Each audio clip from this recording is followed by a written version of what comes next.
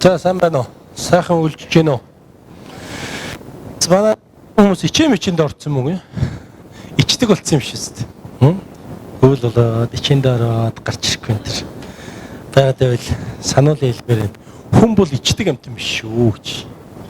Ичих булчирхаа байхгүй гэж шал өрнөр ичхгүй.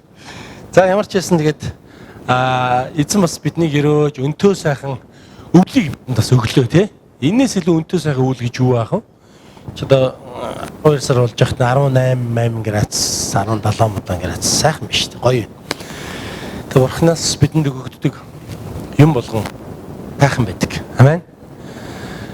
Бурхнаас бидэнд өгөгдсөн ерөөл болгон гайхамшигтай сайхан байдаг. Ас өгсөн тэр зарчмыг бид нэр багахан өөрчлөхөд тэр сайхан зүйл муухай болж өрдөг. Бурхнаас бидэнд бий болгож өгсөн тэр зарчмууд, тэр хим хэмжүүрүүд, тэр амьдралын ёс суртахуунууд, тэр одоо юу гэдгийг те Бурхнаас бидэнд зөвшөөрөгдсөн тэр бүх зүйлийг бид нэр багахан өөрчлөгдөхөд л тэр маань өөрөө гим нүгэл, муухай, өгөл агцал, гарц хохирол болж хуурдаг. Ер нь ингэж чухамдаа юу юм бэ? Гимиг бид нар юу гэж ойлгох вэ? Гим гэж чухамдаа юу юм? Гим яаж тодорхойлох юм? Муухай зүйлс бүгдэрийг гим үү? Балиар зүйлс бүгдэрийг гим үү? Бузрын зүйлс гим үү? Юу гэж ойлгох вэ бид нар? Гим гэдэг үгийг гим гэдэг зүйлийг хэмжигдэх юм бол Бурханд Бурханаас хүмүүс тогтоож өгсөн тэрхүү ёс суртахуун амьдралын хим хэмжээсэн байгаа юм. Түүнийг давж байгаа энэ явдлыг гим гэж нэрлэж байгаа юм. Түүнийг зөрчиж байгаа энэ явдлыг гим гэж нэрлэж байгаа юм. Түүнийг үл тоож байгаа энэ байдлыг гим гэж нэрлэж байгаа юм л та. Гим гэж нэр. Амьдралд хийсэн тэр зүйлсүүд бол үнэхээр бидний өрөөхийн тулд, хайрлахын тулд, аврахын тулд өгсөн, хийсэн, бүтээсэн зүйлсүүд байдаг. Харин хүмүүс дуулуургүй байх тэр явцад тэр Бурхны бидний амьдрал тогтоосон хим хэмжээ шиг давдаг. Тэгээд тэр нь эргээд гим нүгэл болдог. Гим нүгэл яадаг вэ гэхээр үр дагавартай байдаг. Хүмүүс бидний амьдралд эргээд үр жимсэн өгөгддөг. Бодог гэсэн үг. Тэгэхээр бидний хувьд бидний хувьд энэ өдрийг хүртэл амьдрсаар ирсэн, амьдрсаар яваа. Өнөөдөр бидний амьдралд бидний өмнө олон янз янзын асуудлууд тохиолдож байгаа. Амьдралдаа ямар ч асуудалгүй сайхан явж байгаа хүн байна уу? Махан биендээ ямар ч өвчин зовлонгүй сайхан явж байгаа хүн байна уу? Сэтгэлдээ ямар ч зовлон тэлгүүгээр сайхан хүн байна уу? Бид бүгдээрээ өөрийн гэсэн ачаатай, өөрийн гэсэн зовлон зүдгүүртэй, өөрийн гэсэн тэрхүү асуудлуудтай амьдарч байгаа. Хүмүүсийн биед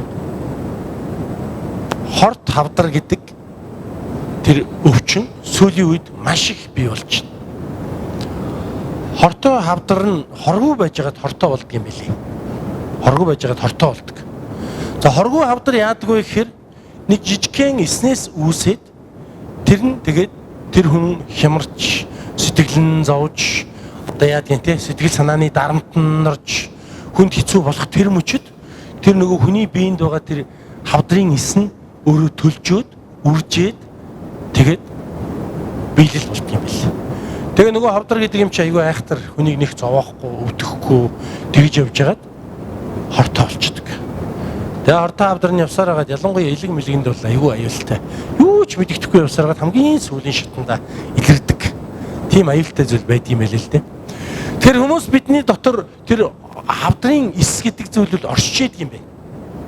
Бүх хүний дотор тодорхой хэмжээнд тэр хавдрын эснүүд оршиж идэг юм байна. Харин тэр хавдрын эс ямар үед тижээгдэг вэ гэхээр бидний сэтгэл санаа хямарч, бодол санаа маань муухайг бодож тийм үү одоо яадгийн сэтгэл санаа маань хямарч, амьдралдаа стресстэж одоо ингээд ямар ч тийм одоо таагүй нөхцөлд байх тохиолдолд тэр хавдрын эснүүд бол идэвхжиж идэг юм байна л да. Идэвхжиж идэг юм байна. Тэр яг үүнтэй адилхан хүмүүс бидэнд гим нүглийн сэтэл хандлага бол үргэлж байж идэг. Ян ямагт хүмүүсийн дотор гим нүглийн сэтэл хандлага байж идэг. Яагаад гэвэл энэ дэлхий дээр чөтгөр харахандаа устж үгүй болоогүй. Хүмүүс биднийг диавол бурхнаас олдуулахын тулд, саатуулахын тулд одоо бол ажилласаар хэвээр байгаа. Тэр өөрийнх нь бүх чадах, бүх арга хэрэгжилж байгаа. Таныг, намайг, биднийг бурхны хайраас салгахын тулд, бурхны авралаас салгахын тулд өөрийнх нь бүх чадах аргыг диавол чөтгөр хэрэгжилж байгаа. Хүмүүс бидний зүрхэнд байгаа тэрхүү гим нүгэл мөн чанар гим нүглийн тэр улмаалж ирж байгаа тэр мөн чанарыг диавол үргэлж бидний дотор сэтэл өгч биднийг гимтэн болгож бурхнаас олдуулахыг хүсэж идэг. Бурхнаас олдуулахыг хүсэж идэг. Бид нэг жижигхэн анхаарал алдах тэр мөчид л гимтэн бол гим үлдэнэ. Бид нэг жижигхэн анхаарал алдах тэр мөчид л бидний хувьд хүсээгүй байр суурьндаа очиж, хүсээгүй нэр томьёололд өртөж, хүсээгүй үржимсээ авах хэрэгтэй болдог. Уучлаарай.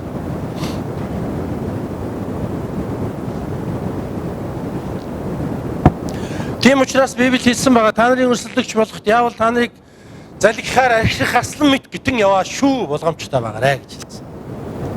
Гэтэж биднийг үргэлж биднийг зайлгиж унгаахын тулд тэр хүчтгэр диавол биднийг гитэж явдаг гэж хэлсэн байдаг. Тэгвэл өнөөдөр Библийн хэсэгт гарч байгаа зүйл бол их адармаатай бас их хэцүү ийм асуудлууд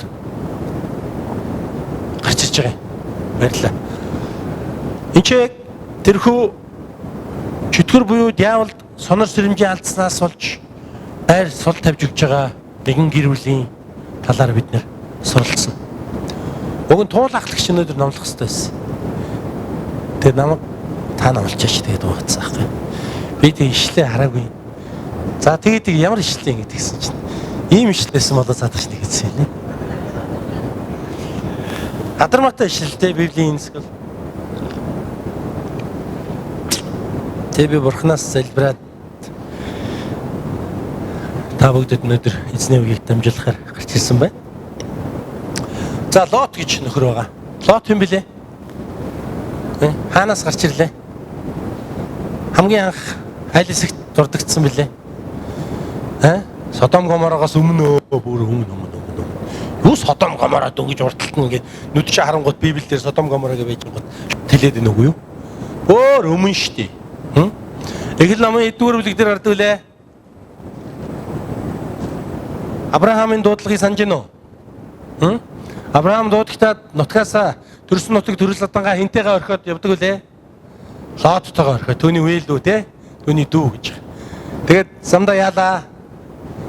Замдаа хилэн болоод хэрүүл маргаан болоод нуруугаа харуулаад би тийшээ үе чи тийшээ яв гэж боо юм болсон шүү дээ нэрч. Тэгээ нөгөөх чинь Содом Гоморо гэдэг нэг аюултай газар очсон. Тэгээ тэр газар амьдарч байсан. Тэр газар үнэхээр аимшигтай, гим нүгэлтэй бузрын газар байсан учраас тэр газар гэрэгдсэн. Тэр газар устгагдсан. Энэ үед яасан бэ? Авраам ууц Лотын төлөө залбирдаг, тэнд байгаа хүмүүсийн төлөө залбирдаг.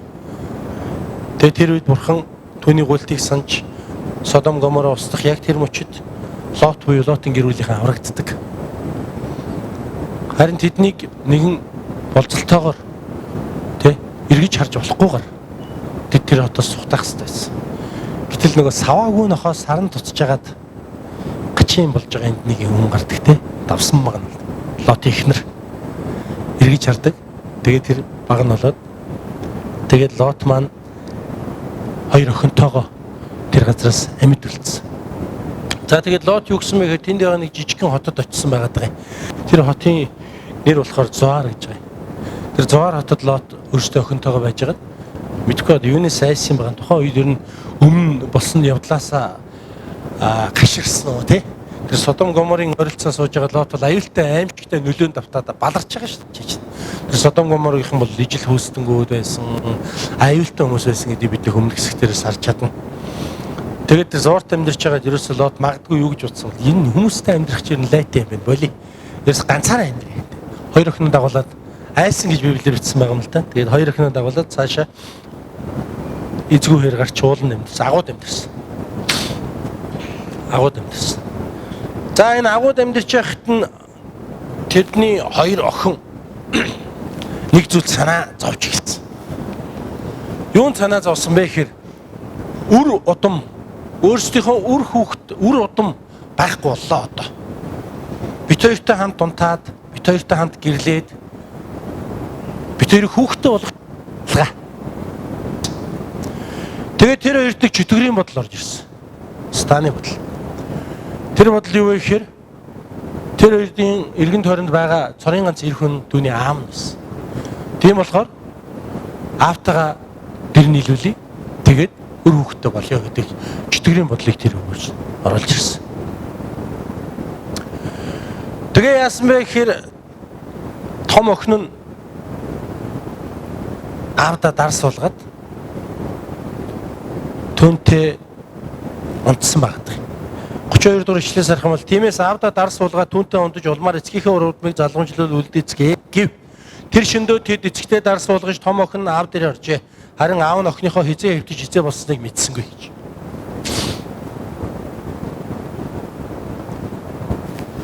Аюултай том гим. Яагаад охин ийм асуудалд орох болов? За магадгүй охин өр хүүхдээ хүссэн. Уруудмаа залгамжлуулахыг хүссэн. Тэглээгээд өөрийн хүслийг биелүүлэхийн тулд Бурхны хэм хэмжээ хязгаарыг давах ёстой байсан гэж юу?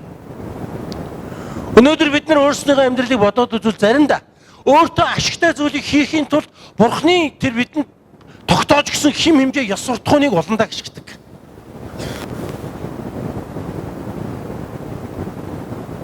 Мөнгө олохын тулд, ашигтай бизнес хийхийн тулд, өөртөө ашигтай одоо юу байдлыг бий болгохын тулд бид нар өнөөдөр Бурхны бидэнд тогтоосон хэм хэмжээсийг үгүй болгодог. Өөрийгөө эвгүй байдлаас авч гарахын тулд хотлоо ярьдаг. Энэ хоёрын хувьд хараад үзэх юм бол магадгүй хөрх юм нүр хүүхдэд болох хэрэгтэй байсан уу? Хэрэгтэй байсан. Өр хүүхд чухал. Бурхан үс үрж өнөрөдгөн болгоод юрөөдсөн маа. Тийм ээ. Тэгсэн чи яас?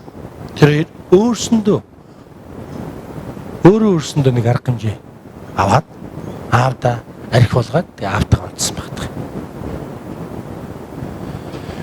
Тэр охтууд дараад нь бас муу адилхан бага охин яг энэ явцыг адилхан хийж байгаа. Тэр охтууд аавтайгаа унтцсан. Тэгээ хүүхдтэй болсон. Юм. Энэ өөрөө зөв явдал биш. Зөв явдал биш. Тэгвэл энэ зөв биш явдлыг хийх нөхцөлийг хэн бүрдүүлсэн бэ? Аав. Лот. Яагаад Лот тэр хоёртой хамт нэг оронд орсон бэ? Энд чи том охин очиод аавтайгаа яриаггүй шүү дээ. За гуруулаа сайхан түүдэг гал асааж ягаад аяг цагаа хоожонгод аав минь ээ одоо яах вэ гуруулаа? Өр хөвгтгөө болчлоо.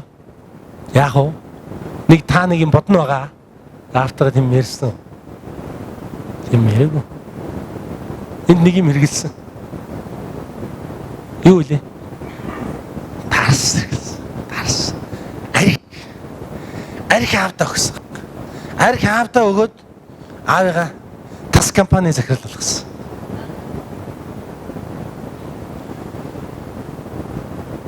Охин хэлсэн тий. Аавда дарс уулгая. Тэгээд аав дээр орё. Дарс уухгүй бол тийм юм болохгүйс. Аав дарс хэрэглээгүй бол тасраагүй бол тийм юм болохгүйс. Маш олон хүмүүс гэмт хэрэг үйлдсэн хүмүүс ярихдаа архинаас боллоо. Арх буснаас боллоо. Ингэснээс боллоо. Архитан дураад гэж ярьдаг. Уухасаа өмнө бол айгүй гоё байдаг те. Хүмүүс ингэж арх уугаад, ухаанаа алдаад, галзуураад, солиороод, балаараад мэдрэлтээд тэгж явах нь хүмүүст их сайхан байд юм шиг байна. Зарим хүмүүс. Зүгээр нэг ирүүл ингээд сайхан байж байгаад ингээд сайхан ярьж хөрөөд хамтдаа ингээд те аяг цайгаа ч юм уу эсвэл кока-кола ч юм авч ууж байгаад ингээд ярьж болно шүү дээ хүмүүс. Кофе ч юм уу тий. Тэгэхгүй. Арх уужиж сэтгэлийн үг нь гардаг. Арх уужиж жинхэнэ мөн чанар нь гардаг. Арх уужиж ингээд тодорхой хоосолдог тийм чөтгөрийн юмд бид нар автаас сурцсан. Арх уусан хүн ямар байдэ? Гоё байд юм уу? Арх ус би арх нэг уудаг хүн биш. Би нэг хаяа нэг юм уу айраг майраг нэг ганц гөрөн шиг пим юм ингээд уудгийн. Ганц нэг вино ингээд хаяа уудгийн. Тэгэхээр би ямар болдог гэж бодож байна. Гоё болдог гэж бодож байна. 15 оноглох татгалж ярмангас шиг болт шин. Царай маань ингээд улаагаал, час улаан болоо ингээд бүр хэдийн шил арх ууцсан юм шиг үнэртэй ингээл тий. Тэгээ энэ бие организм чинь ч гэсэн ингээд зүрх мөрөх лугшаал ингээд яста ёрын болдог. Яа улаадгүй шийж болно л доо хүн. Тэгээ даадаг мад гэдэг хүмүүс их сайхан өөрсдөө нэрлээд байгаа юм. Арх сайхан хэрэгэлдэг хүн байна гэлтэй. Миний аав одоо 70 гарцсан өвгөн байгаа. Тэгээ саяхан 75 насных нь ойг бид нэр тэмдэглэсэн төрсөн өдрий. Тэгээ их сайхан цаг явцуулсан л доо. Тэгээд манай аав хөрх юм уух дуртай. Тэгээ уухаараа давтаргүй. Агсан тавина гэж зэгтэй агсан тавина. Тэгээ нөгөө агсан тавиал манай ээжтэй заримдаа ам мөрий. Тэгээ залуудаа л агсан тавьдаг байсан л дээ. Одоо хөрх юм өвгөө агсан тавиад яавал гэж. Тэгээ хэдэн хүүхдүүдийн нас заримдаа нэг чи юм би тийм гэнэ ганц хоёр үг шидэлцэж байгаа харагддаг. Тэгээ залуудаа бол харин байла. Энэ нэг өвчгнүр зайран гэж нэг кинон дэр тэгдэг. Тэр шиг гэсэн сайхан өвчгнөг байла. Тэгээд манай ээж хэлж байгаа нэг тэгж жилдэг гэсэн хэрэг. Энэ одоо ингээд энэ хүмүүс шиг ингээд сайхан уудаг болчихлоо хамаалгаа гэж хэлдэг. Ер нь сайхан уун гэж байхгүй. Яг өөр юм манай ээж 10 орсондоо л хэлж байгаа шүү дээ. Тэгээ нэг дуртай хаяа нэг татчихдаг те татангуудаа ингээд агсан тавиад мөрөлт аваад ингээд карата хийх гээд ингээд хэцүү шүү дээ бас гэсэн. Тэгээд ахаар чин тэрэндээ зөхөрсөндөө тэгж хэлж байгаа байхгүй. Тэрнээс ер нь арх уулах дуртай хүн гэж хаана бах. Тэ? Тэгэхээр ер нь арх гэдэг зүйл л шүү дээ. Амдаа орохдоо аршаан бал мэт амнаас гарахтаа арслан бармт гэдэг үг байдаг. Тийм ээ? Библиэр хэлдэг үг дарсны талаар хэлсэн үг. Дарсан бүү согтуур тэгвэл дураараа дүргэх байдалд автнаа гэж хэлсэн байна. Дураараа дүргэнэ гэдэг бурхны хэм хэмжээсийг давах асуудлыг яриад байгаа юм л да. Бурхны бидэнд тогтоож өгсөн стандартыг тэр хэм хэмжээсийг тэр цензурыг давах асуудлыг яриад байгаа юм. Дураараа дүргэнэ гэдэг нь. Дураараа дүргэнэ гэдэг нь бидний дотор бүгэлдсэн тэрхүү чөтгөрийн бодлыг биелэл болгохыг хэлээд байгаа юм. Нөгөө хот тавдрын эс амилж байгаатай адилхан тий. Бидний дотор байгаа тэр чөтгөрийн бодлыг архинд ингээд уугаад согтуураад амьдрах юм бол биелэл болоод тэгээд энэ амаар нь адлан бармат гарч ирээд тэгээд дараад нь толгоон дээр нь буухыг хэлж байгаа юм. Лот яагаад хоёр хүүхэдтэйгээ унтсан бэ? Согтсноос болоод, арх ууснаас болоод, тасалснаас болоод. Энд чинь хэлж байгаа шүү дээ. Тэгээ хөөрхий яасан бэ? Харин аав нь огшныхоо хизээ хэвтэж, хизээ босныг мэдсэнгүй. Тэнэг хүн биш ч л ухаангүй юм мэдрэл хүн байгаагүй шүү. Өмнөх хэсгээр харгамд аюулгүй аюултай мондөг зөв түн байсан л. Тийм үү? Тэр Содом хотынх нь нөгөө тэнгэрлэгчнэр ирээд Содом хотынх яста гаргаа дээр бид нар бэлгийн харьцаа уйлд мөлт нэгээ солиорч хахад Лот чинь харин ч бүр тэднээсийг өмөөрөөд хамгаалаад аюулгүй аюултай сүрхийн хүн байж байгаа шүү дээ. Тэнэг хүн байгаагүй Лот. Тийм галзуу гаж томтон байгаагүй өөр хүүхдтэйгээ унтахаар. Харин арх угаад тасарсан. Тэрнээс болоод ийм үйл явдал болсон байна. Тэгэхээр ах トゥ ус нар минь Багдуу хүмүүс зарим дарсыг хэрэгэл ингээл янз янз байдаг л да. Библиэр ч гэсэн байдаг. Есүсийн хамгийн анхны гайхамшиг юу вэ? Канадад очиод хөрмөн дээр очиод 12 дарс торох усыг дарс болгодог тийм үү? Мөн Паулийн Тимотед бичсэн загсал дээр хэлсэн байгаа шүү дээ. Хүмүн чиний хотоод ч шархалдаг би ч юм уу учраас хаяа чи дарс уужээ гэж хэлсэн байдаг л да. Байдаг. Гэхдээ монголчуудад бол энэ арх тохируулж хэрэгэл гэдэг үг бол арай л гоёдцоо. Түүхэндээ тийм юм байхгүй монголчууд. Бөө Чингис хаан хүртэл архийг хэрэглэхийг цаазанд оруулж өгсөн байдаг шүү. Хуульдаа оруулж өгсөн байдаг шүү тийм үү?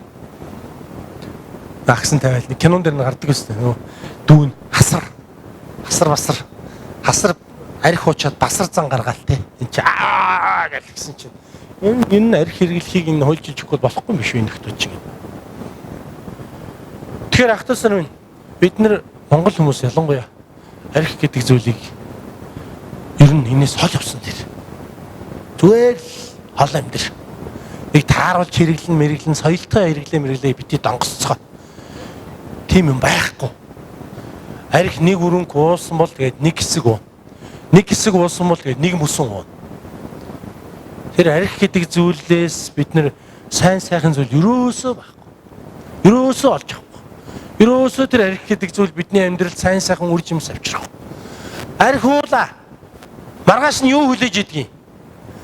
Манайх энэ хоёр удал гээд 32-т амьдардаг гэсэн. Манай яг хажуу талд нэг айл байдаг байсан. Айгүй олон хүүхдүүдтэй. Тэднийх тэгээд аюултай танхаа нөхдүүд л дээ. Аюултай танхаа нөхдүүд тийм хулгайн хүүхдүүдтэй. Томаахан тэр Оросоос орж ижсэн. Тийм Оросоос орж ижсэн богоонтой чингэлгийг ингээд бөөнөрөө машинтаа дагаж яваад богоон дээр энэ гараад тэгээ богооны дэлтлээд богоонтой нөгөө явж исэн ачааг Оросоос орж ижсэн ачааг ингэж хаяад богоноос нь тэгээд хойноос нь ингээд ачааны машинтай түүж яваад тэгж байгаа шоронд орж исэн тийм хүн байд. Нэг дүүн болохоор юм хаалт энэ том утгаар нэг хүнийг нэвт утгалаад тэгээ нөхөөгүүлдэг. Нэг тийм нөхөр байд. Тэднийхс ирмэн шидэн бүтсэн гараад баг юм. Ер нь аюултай нөхдөд. Тэгээ тэдний нэг нөхөр нэг хүүхэд нь Санз гэдэг нэртэй нэг тийм залуу байсан. Уунаа. Угараа хацсан бодоо боллоо гэсэн.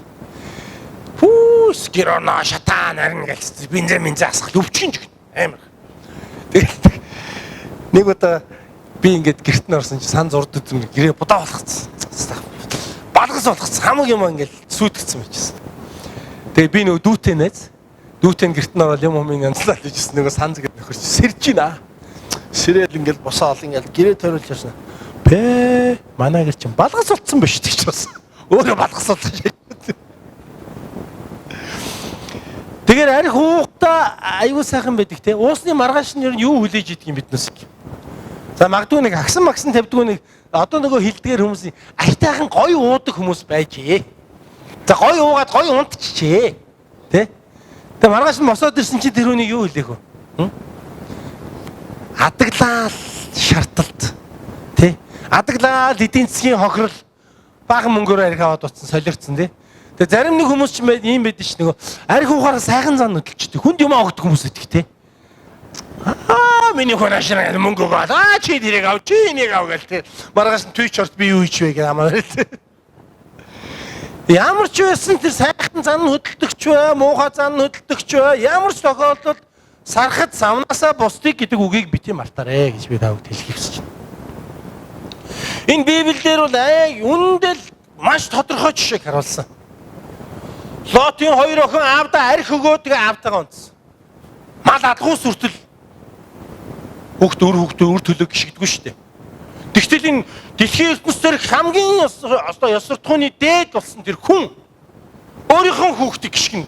Өөрийнхөө хүүхдээ унтна гэж байгаа. Энэ явдал бол бүр хамгийн уланд очиж байгаа тэр бузрын үйл явдал байхгүй. Ийм бузрын зүйлийг юунаас болж яагаад хийж архинаас болж сархад архинаас болж энэ зүйлийг хийсэн багтах. Тэгээ ах トゥ сар минь. За энэ бүсгүйчүүд гайгүй байлгүй дээ. Ирчүүд минь сархнаас жоохон хоол амьдэрцгаая. Амин. Залуучуудаа архинаас хоол амьдэрцгаая. Арх таны амьдралд ерөөсөө нэмэр болохгүй. Арх таны амьдралыг өөд нь хизээш татахгүй. Та өнөндөө нэг өдөр уун, нэг хэсэг уун, тэгээд нэг мөсөн баларна заяа. Арх гэдэг зүйл хүний амьдралд бол хизээч сайн сайхан зүйл авчирж байгаагүй. Авчрахчгүй хойштоо. Хэрвээ авчрах арх гарах юм бол би та нарт дор нь хэлэн заяа. Тийм сайхан амьдрал чинь гоё юм авчрах арх гараад ирсэн шүү. Энийг уугаарай. Өөрийн битээ уугаарай гэж би та нарт хэлэн заяа. Тэр болтол нь арх гэдэг зүйлийг төвчж байгаарай. Амин.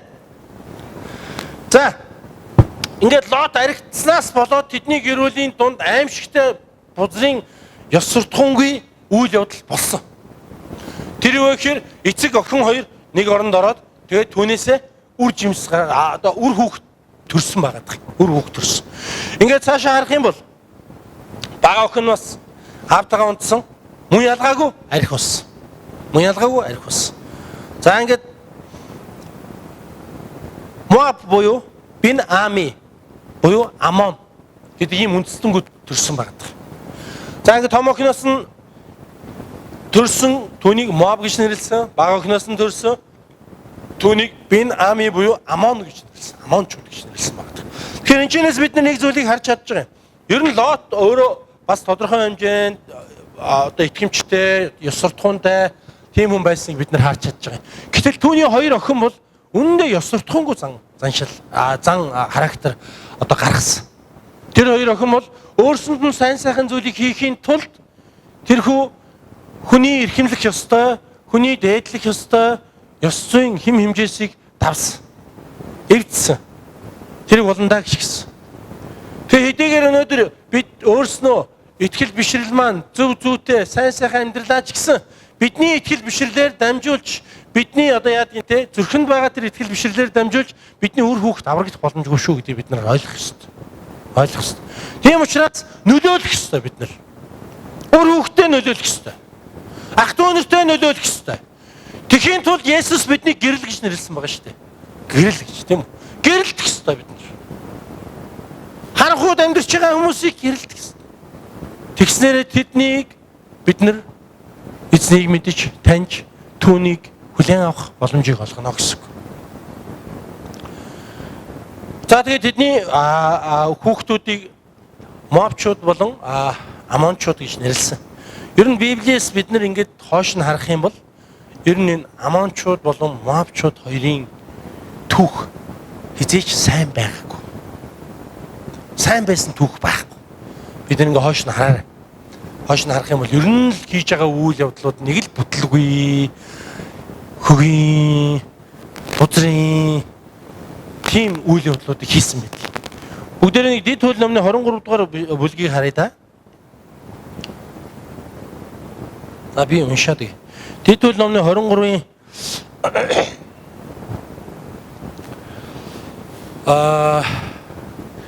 23 дугаар бүлгийн 1-р ишлээс авах юм бол энэ параграфын одоо юу нь болохоор багц ишлэлийн сэдв гарчиг болохоор чуулганаас хөөх тухай гэж байна. Чуулганаас хин хэнийг хөөх вэ гэдэг энэ ч тэр зүйлийг ярьж байгаа. Төмсгөө нислуулсан юм уу бэлэг эрхтнээ огтлуулсан хин ч эзний чуулганд орох ёсгүй. Хууль бус гэрлэлтээс төрсөн хин ч түүний 10 дахь үеийнх нь хүртэл эзний чуулганд орох ёсгүй. Амончууд болон Моабчууд эзний чуулганд орох ёсгүй. Тэдний 10 дахь үеийнх нь хүртэл эзний чуулганд орох ёсгүй. Учир нь чамайг Египтээс гаргасан амт чинь тэд талах ус барин та нарыг угтаагүй агаад чамайг хараалгахын тулд Месопот дахь Петор хүн Беорын хүү Баламыг чиний эсрэг хөлсөлсөн болоо. Амончууд болон Моабчууд.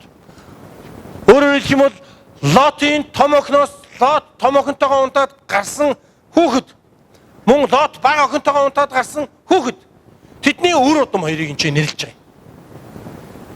Игтлэн булангартай учраас адган булангартай гэдэг үг байдаг.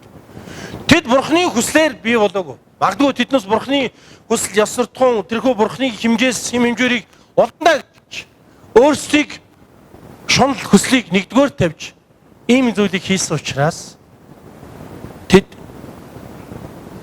бурхны чуулганд орох хэрэггүй болсон. Бурхны чуулганд гэж байгаа шүү. Яагаад гэвэл учир нь чамайг Египтээс гаргах замд чинь тэд талах давс ус барин та нарыг угтан аваагүй гэж. Египтээс гарч явах үед нь тэднийг угтаж аваагүй, тосоогүй, тэдэнд үйлчлээгүй.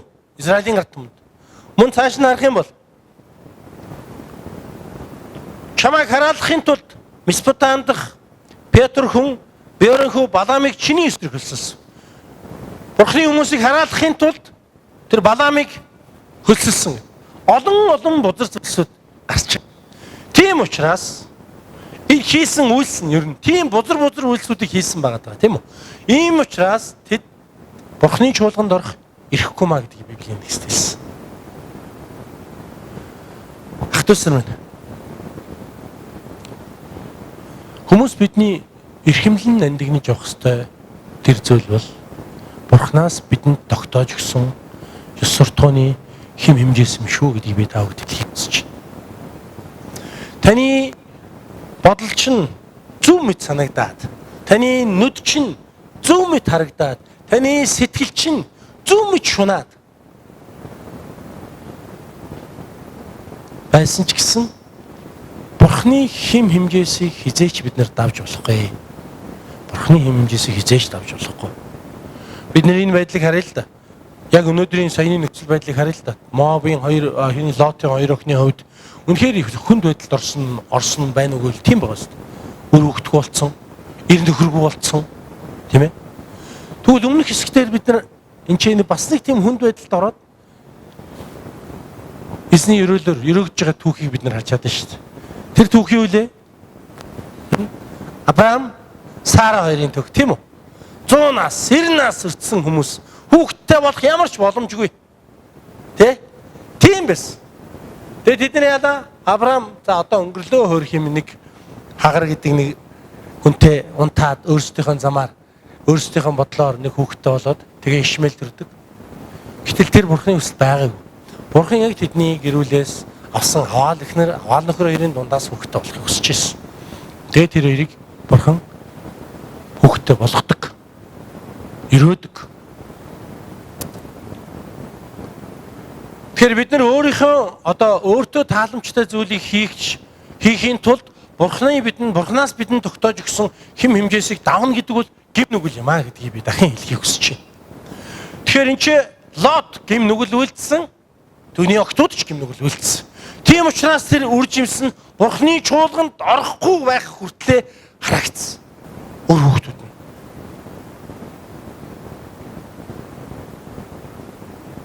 Бурханы хуулинд хэлсэн байгаа шүү тийм үү?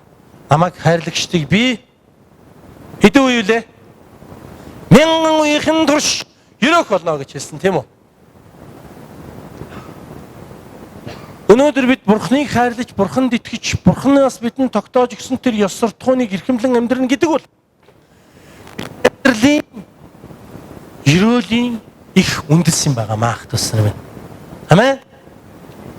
Бид Бурханыг хайрлах юм бол, Бурханд итгэх юм бол, Бурханыг дагах юм бол 1000 үеийн турш бид өрөөгдөнө гэж Библи бидэнд хэлсэн. Халелуя.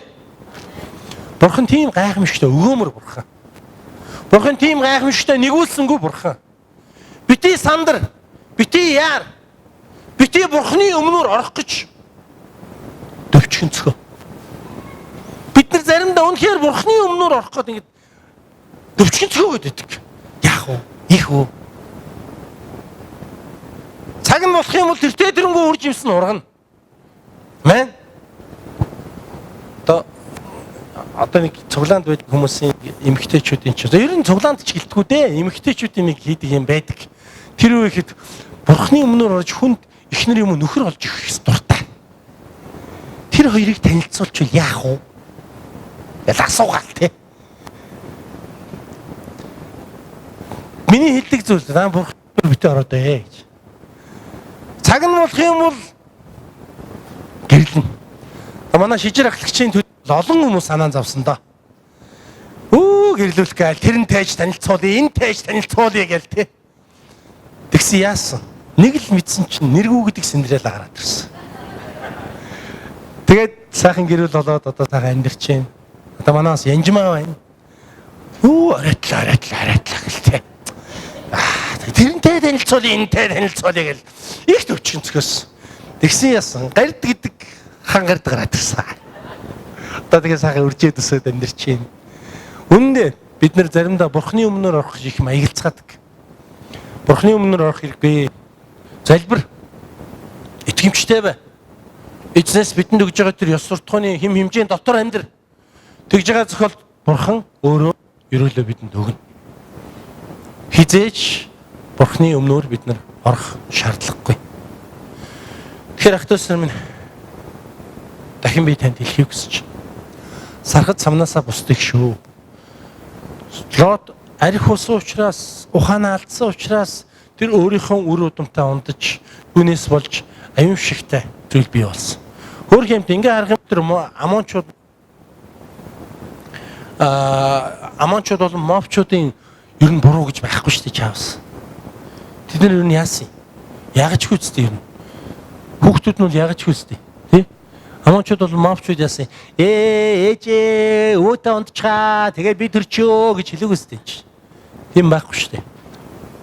Тэгтээ тэдний хувьд үр жимс нь аимшигтай байгаа. Үр дагавар нь аимшигтай. Бурхны шуулганаас хөвгдөж 10 үеийн турш аимшигтай. Гим нүглийн үр жимс юм аимшигтай байдаг. Гим нүглийн үр жимс юм аимшигтай. Маш олон хүмүүс архиталтаас болж тэр арх хэрэглэснээс болж ургийн гажигтай хүүхдүүд төрүүлж байгаа. Дэлхий дээр өнөөдөр маш олон хүмүүс. Тэр ургийн гажигтай хүүхдүүд 9 шидэн одоо ингээд нүүр ам нь янз янз болсон, гар хөлн дутуу болсон, олон хурамруутай болсон ийм янз янзын ургийн гажигтай нөгөө нэг аутизмтай юм хүүхдүүд чинь архинаас холбоотой хүмүүс зөндөө байгаа шүү дээ. Архинаас холбоотой. Согтуу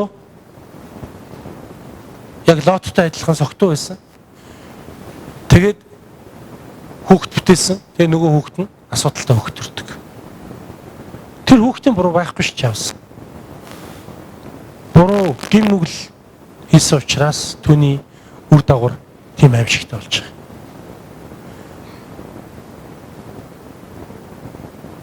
Охтуудын хувьд бол өөрсөндөө сайхан зүйлийг бий болгох гэж, өөрийнхөө тааламжтай зүйлийг бий болгох гэж Бурхны хэм хэмжээсийг зөрчсөн. Тийм учраас тэдний өр хүүхдүүд 10 үеэр харагдсан байна.